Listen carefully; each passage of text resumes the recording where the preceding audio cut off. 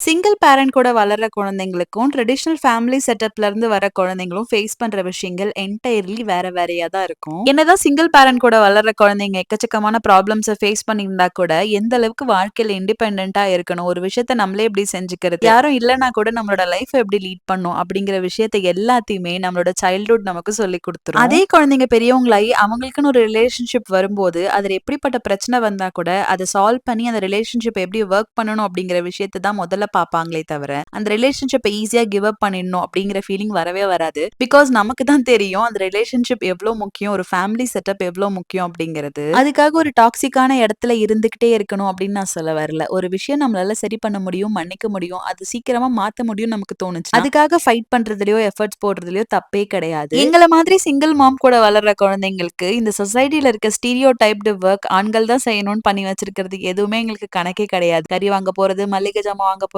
காய்கறி வாங்க போறது, சிலிண்டர மாத்துறது, வெயிட்ட தூக்குறது, தனியா நைட்ல டிராவல் பண்றது, யாரையாவது பிக்கப் பண்றது, டிராப் பண்றதுன்னு எல்லா வேலையுமே சிங்கிளா தனியா நாங்களே செஞ்சுப்போம். எங்க அம்மா ஒரு விஷயத்த தனியா செய்ய முடியும். கடைக்கு போறது, பொருள வாங்குறதுன்னு யார் மேலயும் டிபெண்ட் பண்ணாம அவங்களோட வேலைய அவங்களே பாத்துக்கிறாங்கன்றத பார்த்து வளர்ற எனக்கு, எங்க வீட்டு வேலைகள தனியா என்னால செய்ய முடியாதா? அபவ் எவ்ரிதிங் இந்த விஷயங்கள நான் தனியா செய்யும்போது எனக்கு இதுல கிடைக்கிற ஒரு சாட்டிஸ்ஃபேக்ஷன் வேற எதுலயுமே எனக்கு கிடைக்காது. என்ன மாதிரி எவ்ளோ பேர் இருக்கீங்க அண்ட் எவ்ளோ பேர் இந்த மாதிரி விஷயங்கள கோ த்ரூ பண்ணியிருக்கீங்கன்றத கண்டிப்பா கமெண்ட் பண்ணுங்க. இதே மாதிரி இன்னொரு வீடியோல பார்க்கலாம். அது வரைக்கும் தேங்க்ஸ் ஃபார் வாட்சிங். ஹேப்பி மாமி, ஹேப்பி பேபி. பாய்.